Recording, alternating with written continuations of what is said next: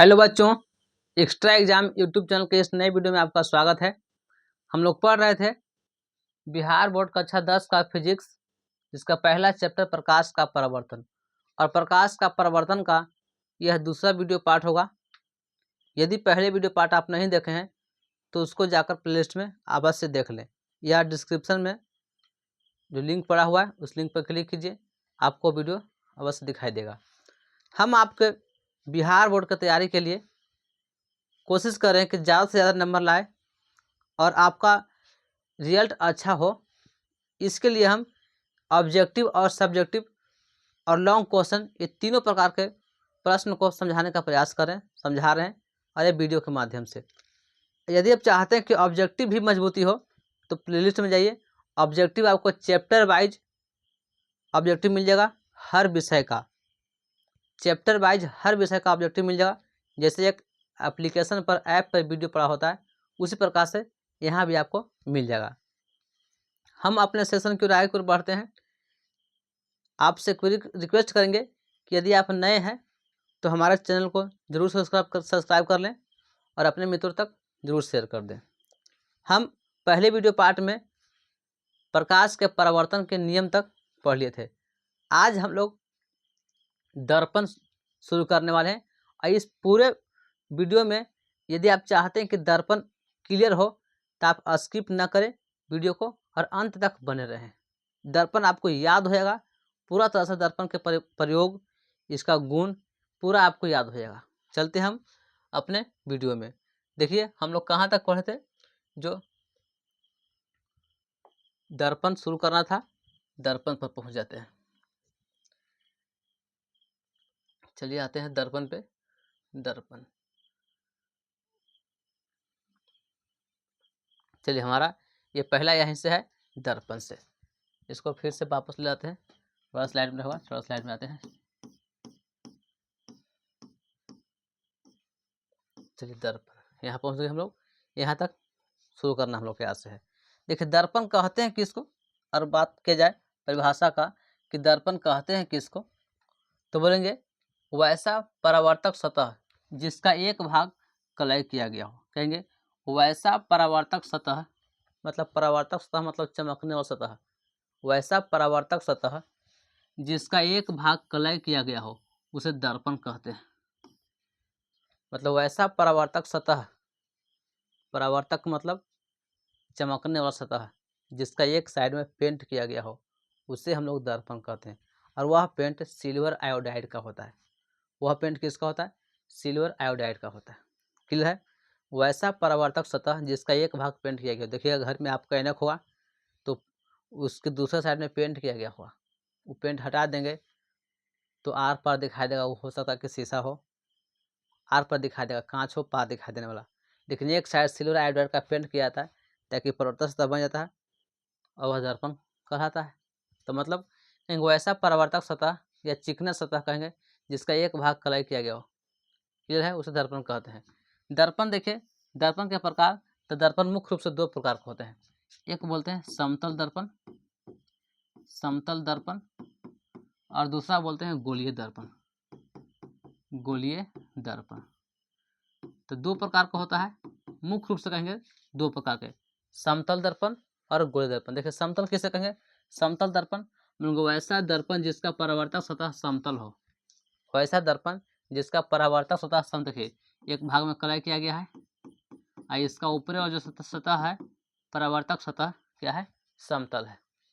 ये परावर्तक सतह क्या है? समतल है, तो इसे हम लोग बोलेंगे समतल दर्पण। क्लियर है? परावर्तक सतह क्या हो? समतल हो, मतलब बराबर हो, उसे क्या बोलेंगे? समतल दर्पण। दूसरा है गोलीय दर्पण, तो वैसा दर्पण जिसका परावर्तक सतह वक्र हो, समतल नहीं हो, वक्र हो, वक्र मतलब टेढ़ा हो, उसे हम लोग बोलते हैं गोलीय दर्पण। इसका गोलीय दर्पण क्या है? परावर्तक सतह क्या रहा? वक्र है, क्योंकि परावर्तक सतह वक्र है। ये पेंट कर दिए हैं, इधर है परावर्तक सतह, है ना।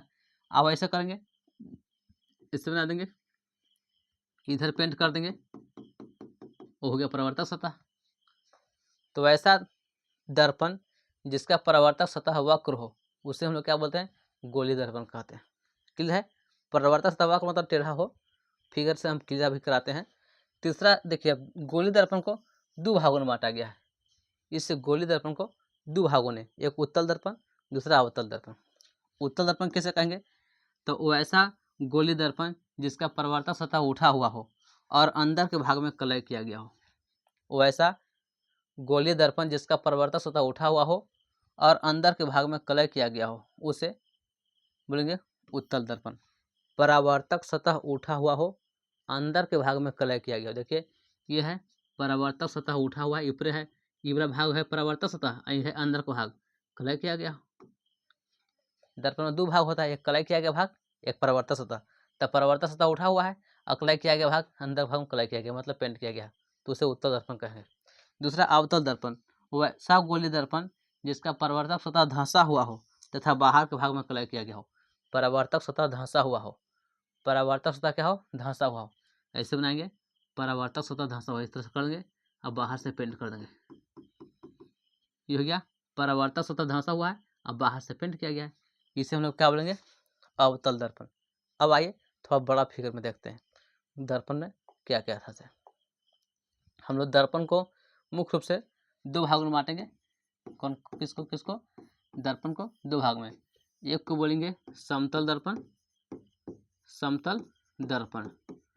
दूसरा बोलेंगे गोलीय दर्पण, गोलीय दर्पण। समतल दर्पण किसे कहेंगे? तो इसका बोलेंगे परावर्तक सतह समान हो, परावर्तक सतह समतल हो, परावर्तक सतह क्या हो? समतल हो, उसे हम लोग बोलते हैं समतल दर्पण। गोलीय दर्पण दो प्रकार का होता है, एक उत्तल और एक अवतल। एक को बोलेंगे उत्तल दर्पण, उत्तल, दूसरा अवतल दर्पण। उत्तल दर्पण क्या होगा? तब परावर्तक सतह उठा हुआ होगा, परावर्तक सतह उठा हुआ, जैसे देखिए ये हो गया, ये ऊपर वाला भाग कहेंगे, अंदर के भाग में पेंट करेंगे।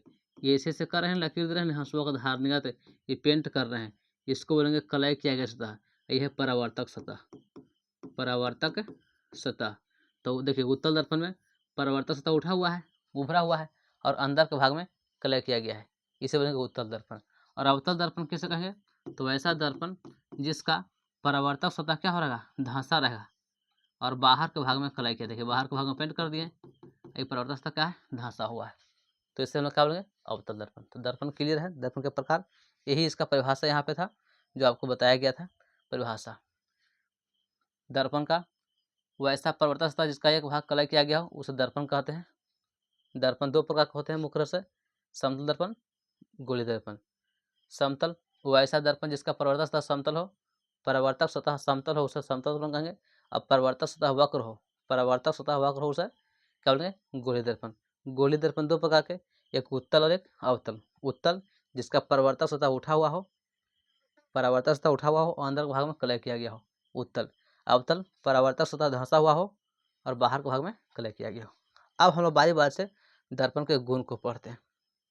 किसको पढ़ेंगे? दर्पण के गुण।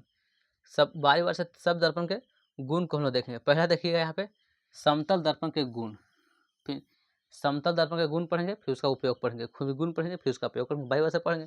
समतल दर्पण के गुण देखिए, समतल दर्पण के कई गुण होते हैं जो आपको एग्जाम के मैट्रिक परीक्षा में जो इम्पोर्टेंट है वो हमने यहाँ पे अंकित किया, क्योंकि इंटर में भी ये चैप्टर पढ़ना होता है, तो कुछ उससे ज़्यादा अंकित प्रश्न न्यूमेरिकल बढ़ जाते हैं। लेकिन समतल दर्पण में प्रतिबिंब दर्पण के पीछे बनता है। समतल दर्पण में हमेशा प्रतिबिंब कहाँ बनता है? दर्पण से पीछे बनता हुआ प्रतीत होता है। लगता है इन्हें दर्पण रहेगा और उसमें दिखाई दे रहा कुछ तो लगा कि उधर वस्तु रहेगा, लेकिन दर्पण के पीछे दिखाई देगा कि दर्पण के वो नहीं पीछे है, उधर नहीं है, दर्पण के पीछे ही दिखाई देगा, ऐसा दिखाई देगा। तो कहेंगे समतल दर्पण में प्रतिबिंब दर्पण के पीछे बनता है, दिखाई देगा पीछे। दूसरा, जैसे यहाँ रहेगा ये है दर्पण, इन्हें कोई वस्तु टांग दिए है, बॉल टांग दिए, तो लगेगा नहीं दर्पण में कि इधर कोई टांगा हुआ है, इधर बॉल, इधर से कोई देखेगा व्यक्ति ये देख रहा है तो देखेगा उधर टांगा हुआ है, ऐसा लगेगा, उधर दिखाई देगा, जितना दूरी पर होता है दूरी पर दिखाई देगा, इसलिए उसको कहते हैं पीछे दिखाई देगा। दूसरा, प्रतिबिंब का आकार वस्तु के आकार के बराबर होता है। कहेंगे प्रतिबिंब का आकार वस्तु के आकार के बराबर, जितना बड़ा प्रतिबिंब होता है, जितना बड़ा वस्तु उतना बड़ा प्रतिबिंब दिखाई देगा। अगला, बना प्रतिबिंब पार्श्विक रूप से उल्टा होता है। समतल दर्पण में बना प्रतिबिंब होता है जो पार्श्विक और उल्टा होता है। पार्श्विक उल्टा, देखिए पार्श्विक उल्टा क्या होगा? पार्श्विक उल्टा, पार्श्विक उल्टा कहने का मतलब दाएं का बायां, बाएं का दाएं। जैसे हम यहाँ देखेंगे तो इधर दायां है, अब उधर से वो खड़ा होकर देखा उधर वाला के बायां उठा रहा है, ऐसे दिखाई देगा दर्पण में, तो इसी को बोलते हैं पार्श्विक उल्टा, मतलब दाएं के बायां, बाएं का दायां दिखाई देगा, इसी को बोलते हैं पार्श्विक। कभी क्या आप चेहरा में देख रहे होंगे, बाल झाड़ रहे होंगे तो ऐसे झाड़ते हो तो उधर से उल्टा दिखाई देता होगा, तो लगता है कि क्या उल्टा सही में झाड़ रहे हैं, पट्टा उल्टा झाड़ रहे हैं, लेकिन नहीं, पार्श्विक उल्टा के कारण से ऐसा महसूस होता है, हम लोग झाड़ते हैं सीधे ही पट्टा। तो यह दूसरा, बना प्रतिबिंब पार्श्विक रूप से उल्टा होता है। क्लियर है। अगला है, बना प्रतिबिंब काल्पनिक तथा आभासी होता है। समतल दर्पण में जो प्रतिबिंब बनता है वह प्रतिबिंब काल्पनिक होता है और आभासी होता है। काल्पनिक कहिए या आभासी कहिए, दोनों के काल्पनिक, वास्तविक नहीं, काल्पनिक होता है। तो प्रतिबिंब में पढ़े काल्पनिक प्रतिबिंब कैसे करते हैं, लेकिन यहाँ देख लिए कि बना प्रतिबिंब क्या होता है, काल्पनिक तथा आभासी, यानी समतल दर्पण में बना प्रतिबिंब हमेशा काल्पनिक और आभासी होता है। अगला नोट देखिए, इंपॉर्टेंट है, किसी वस्तु का पूरा प्रतिबिंब देखने के लिए समतल दर्पण में किसी वस्तु का पूरा प्रतिबिंब देखने के लिए दर्पण की लंबाई वस्तु की लंबाई से आधी साइज के या आधी से अधिक होनी चाहिए। यदि आप चाहते हैं किसी वस्तु का दर्पण में प्रतिबिंब देखने के लिए, तो दर्पण का साइज कितना रखेंगे, तो दर्पण का साइज वस्तु से आधा साइज के या आधा से अधिक, वस्तु से कम आधा साइज का रखिए या आधा से अधिक रखिए। जैसे मान लीजिए कि ये 6 इंच का है, कलम है, हम दर्पण कितना इंच का रखेंगे कि ये पूरा पूरा दिखाई दे, तो 6 इंच का है तो कम से कम 3 इंच का रखेंगे, 3 से जितना बड़ा रखेंगे, कम से कम 3 इंच का रखेंगे तो कलम दिखाई देगा, 3 से कम कर देंगे तो कलम पूरा दिखाई नहीं देगा, और 3 से इतना बढ़ाइए। तो यहाँ यही बात कहा गया है कि किसी वस्तु का पूरा प्रतिबिंब देखने के लिए, मतलब समतल दर्पण किसी वस्तु का पूरा प्रतिबिंब देखने के लिए दर्पण की लंबाई वस्तु की लंबाई से आधी या आधी से अधिक होनी चाहिए। क्लियर है। दूसरा, दो समांतर समतल दर्पण के बीच किसी वस्तु के प्रतिबिंब की संख्या अनंत होती है। दो समांतर समतल दर्पण के बीच में अनंत प्रतिबिंब बनते हैं। जैसे आप सैलून में कभी कभी गए होंगे, देखिए इधर लगा हुआ दर्पण, इधर दर्पण, दोनों समांतर लगा होता है, एकदम समांतर, तो देखिएगा आपका ढेर सारा चेहरा दिखाई देगा, मतलब आपका प्रतिबिंब ढेर सारा बनेगा। तो दो समांतर समतल दर्पण के बीच में बना प्रतिबिंब की संख्या अनंत होती है। तो ये था समतल दर्पण के कुछ गुण। पहला गुण कि प्रतिबिंब क्या बनता है, दर्पण के पीछे प्रतिबिंब होता है। दूसरा, वस्तु के आकार के बराबर प्रतिबिंब होता है, मतलब आकार के बराबर प्रतिबिंब बनता है। दूसरा, बना प्रतिबिंब पार्श्विक रूप से उल्टा होता है। तो कह सकते हैं कि ये दोनों मिला के समतल दर्पण में बना प्रतिबिंब काल्पनिक सीधा और वस्तु के बराबर होता है। काल्पनिक पार्श्विक उल्टा कहते हैं, वस्तु के बराबर। अगला, किसी वस्तु का प्रतिबिंब पूरा देखने के लिए दर्पण को कम से कम वस्तु के आधे साइज का रखना चाहिए, उससे ज़्यादा बड़ा कितना रखिए। और समांतर समतल दर्पण के बीच में अनंत प्रतिबिंब बनता है।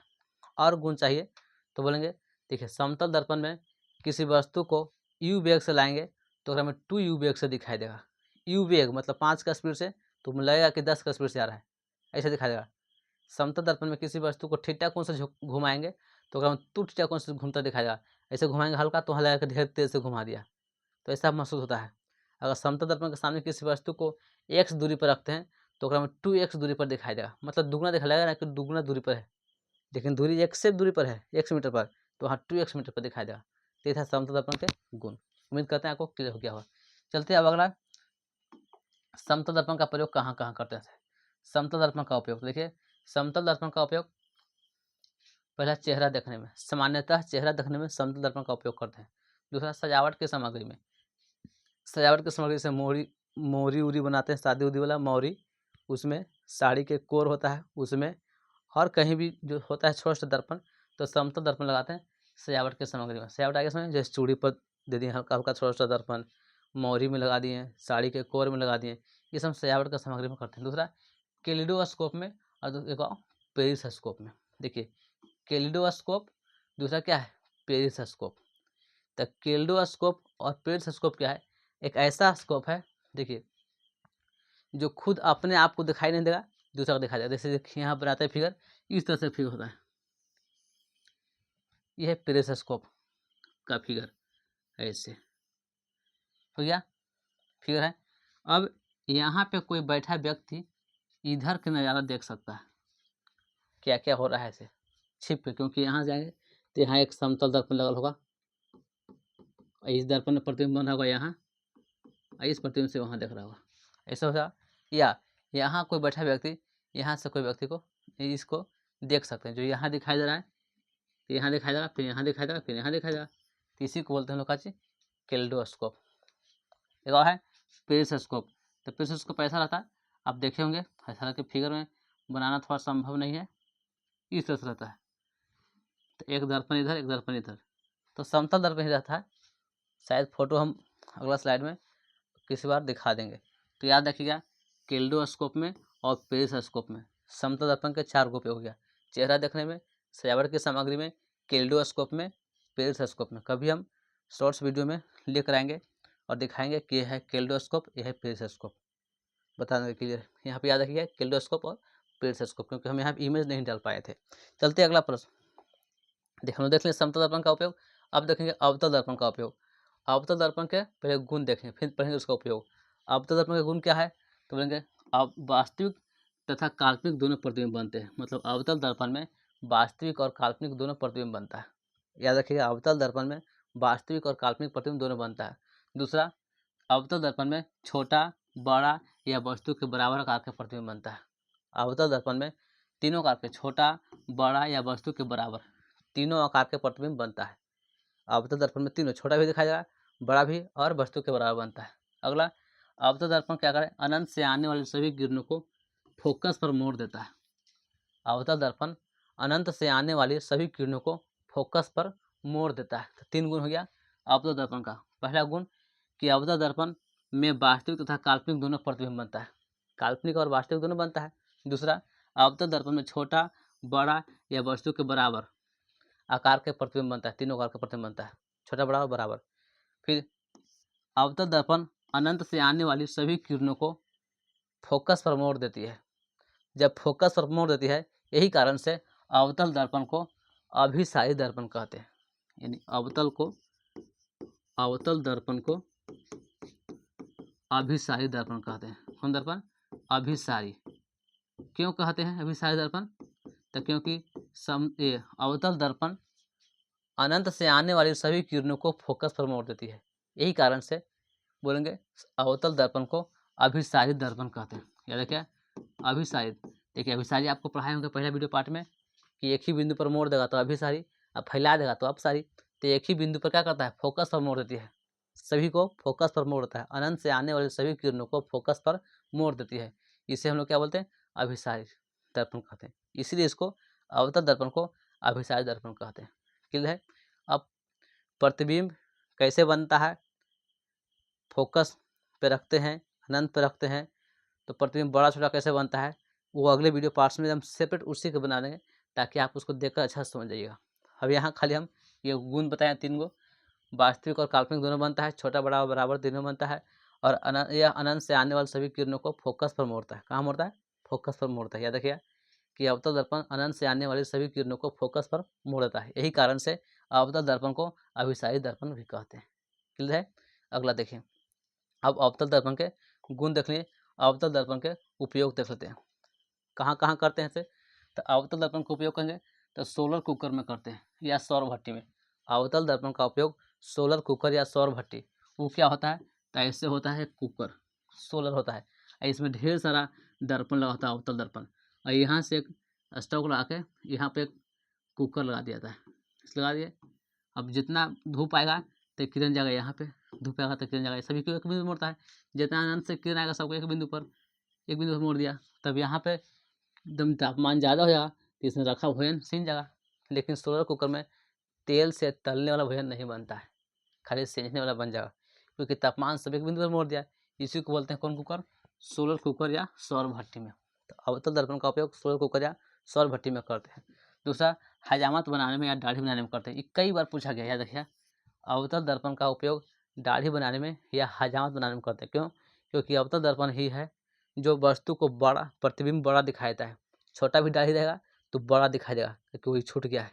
देखते हैं नज़दीक से, देखते हैं बनाने वाला दाढ़ी बनाने के बाद से ऐसे देखते हैं कि कहीं छूट ना गया है, मतलब दाढ़ी छोटा रहता है तो उसमें बड़ा दिखाई देगा, बड़ा दिखाई देगा। क्यों? क्योंकि अवतल दर्पण का गुण है, अवतल दर्पण के गुण के कारण से वह छोटा भी बाल को बड़ा दिखाई देगा। अब बताएगा हजामत को छोड़ दिया तुम, इसको फिर से बना। तो यही कारण देखिए हजामत बनाने करते हैं। अगर यही उत्तल दर्पण रहता तो दिखाई नहीं देगा, कितना बड़ा होता था नहीं दिखाई देगा। उत्तल दर्पण के गुण में पढ़ेंगे हम लोग। अगला, डॉक्टरों द्वारा रोगी के आँख, नाक, देखिए आँख, नाक, कान एवं गला देखने में। डॉक्टर क्या करता है, रोगी के आँख, नाक, कान एवं गला देखने में पहले जब मशीन नहीं था उतना, तो इसी दर्पण का उपयोग करता था। दर्पण ले जाता है इस करके और देखता था कि तो जो संरचना आँख के पास होगा उसको बड़ा करके दिखाई देगा उस दर्पण में। यानी कहेंगे इसको कि ENT विशेषज्ञ, ENT विशेषज्ञ। देखिए आइज, नोज, टीथ, ये टंग कहेंगे, आँख, नाक, गला। तो ENT विशेषज्ञ शॉर्ट में कहेंगे तो कौन दर्पण, अवतल दर्पण। रोगी के आँख, नाक, कान, गला देखने में कौन दर्पण का उपयोग करेंगे, अवतल दर्पण का। ऐसे क्या होता था कि मरीज को देख रहा है डॉक्टर, अपने आईने देखिए फोटो में किताब में बना होगा कि एक डॉक्टर अपने मरीज यहाँ पे माथा पर अवतल दर्पण लगा लिया है और वहाँ लाइट बढ़ रहा है, अब मरीज को देख रहा है, तब वहाँ लाइट आ गई इस पर, अब ऐसे करेगा तो मोड़ से जाएगा वहाँ आखिर एक बिंदु पर दिखाई देगा प्रतिबिंब, क्योंकि सभी किरण को एक बिंदु पर मोड़ देता है, सभी किरण को एक बिंदु पर मोड़ देता है, तो एक जगह दिखाई देता है। तो याद रखिए डॉक्टर के द्वारा रोगी की आँख, नाक, कान एवं गला देखने में अवतल दर्पण का उपयोग करता है। अगला, मोटर गाड़ी के हेडलाइट एवं सर्च लाइट में, मोटर गाड़ी के हेडलाइट एवं सर्च लाइट में अवतल दर्पण का उपयोग करते हैं। देखिए सर्च लाइट ऐसा रहता है, क्योंकि टॉर्च यहाँ बॉल रहता है, यहाँ बढ़ता है तो भेजता है, ये फोकस से आ रहा है नंद पर भेजेगा सीधे तो भेजता है। तो टॉर्च लाइट, इसी को सर्च लाइट या हेड लाइट कहिए। गाड़ी में है तो गाड़ी में, हाथ में रखे तो टॉर्च हो जाएगा। तो यानी मोटर गाड़ी के हेड लाइट या सर्च लाइट में अवतल दर्पण का उपयोग करते हैं। क्लियर है, तो 3 गो उपयोग, 4 गो उपयोग है अवतल दर्पण का। अगला आप पढ़ते हैं उत्तल दर्पण। कुछ देर क्या है उत्तल दर्पण। देखिए उत्तल दर्पण के गुण पहले बोलेंगे उत्तल दर्पण हमेशा काल्पनिक तथा सीधा तथा वस्तु से छोटा प्रतिबिंब बनाता है। यानी उत्तल दर्पण में हमेशा बनेगा काल्पनिक, सीधा तथा वस्तु से छोटा प्रतिबिंब बनता है। उत्तल दर्पण में काल्पनिक बनेगा, सीधा बनेगा और वस्तु से छोटा प्रतिबिंब बनेगा। हमेशा काल्पनिक, हमेशा सीधा, हमेशा वस्तु से छोटा प्रतिबिंब बनता है, पहला गुण। दूसरा, इसका दृष्टि क्षेत्र दूर तक होता है, यानी कहेंगे उत्तल दर्पण का दृष्टि क्षेत्र दूर तक होता है, क्योंकि छोटा बनता है तो दूर की चीज़ों को देख लेता है बढ़िया से।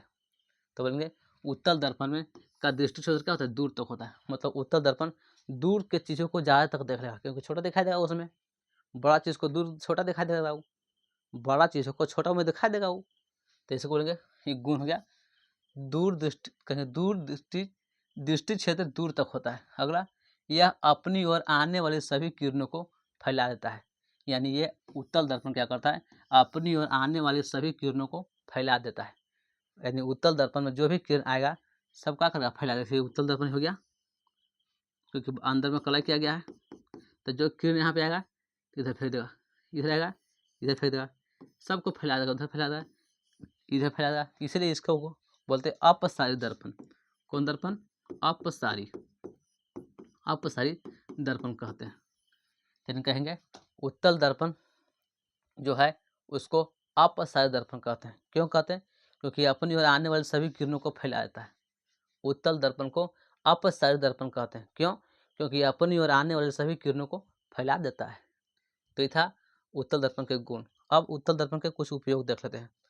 उत्तल दर्पण के कुछ उपयोग देखिए, उत्तल दर्पण के उपयोग कहेंगे मोटर गाड़ी के साइड मिरर या लुकिंग ग्लास में करते हैं। उत्तल दर्पण का उपयोग बहुत इंपॉर्टेंट प्रश्न है, मोटर गाड़ी के साइड मिरर या लुकिंग ग्लास में करते हैं। मोटर गाड़ी के साइड में, जैसे मोटरसाइकिल चलाते हैं तो साइड में एक दर्पण लगा होता है, वो दर्पण कौन दर्पण है, उत्तल दर्पण, क्योंकि उसका दृष्टि क्षेत्र दूर तक होता है, दूर तक देख लेगा और छोटा में दिखा देगा वो, हमेशा काल्पनिक और सीधा दिखाई देगा, उल्टा नहीं, जैसे है वैसे ही दिखाई देगा, सीधा दिखाई नहीं देगा। दूसरा, सड़क के किनारे परावर्तक रोशनी में, सड़क के किनारे जो परावर्तक रोशनी होता है उसमें भी उत्तल दर्पण का उपयोग करते हैं। जैसे सड़क ऐसे तो ऐसे आप देखे होंगे ऐसे लगा होता है, रोड रोड के किनारे बॉल, तो इस पर जब लाइट बढ़ता है तो पूरा फैल जाता है। लाल लाल देखे होंगे, कहीं जाते होंगे शहर में तो रोड के दोनों किनारों या बीच में कभी कभी वो बॉल लगा रहता है, बॉल नहीं रहता है, वो दर्पण रहता है। जब उस पर लाइट आता है, प्रकाश आता है तो पूरा फैल जाता है चारों ओर।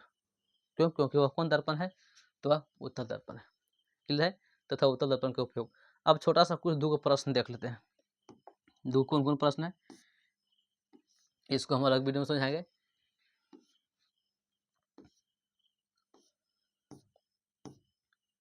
था अब यहाँ से प्रश्न देखते दो, प्रतिबिंब तो खैर अब आज क्लास यहीं तक। प्रतिबिंब और आवर्धन क्षमता को अगले वीडियो पार्ट में हम लोग समझेंगे। यदि आपको यह वीडियो अच्छा लगा हो तो अपने मित्रों तक जरूर शेयर कर दें। मिलते हैं अगले वीडियो में। धन्यवाद।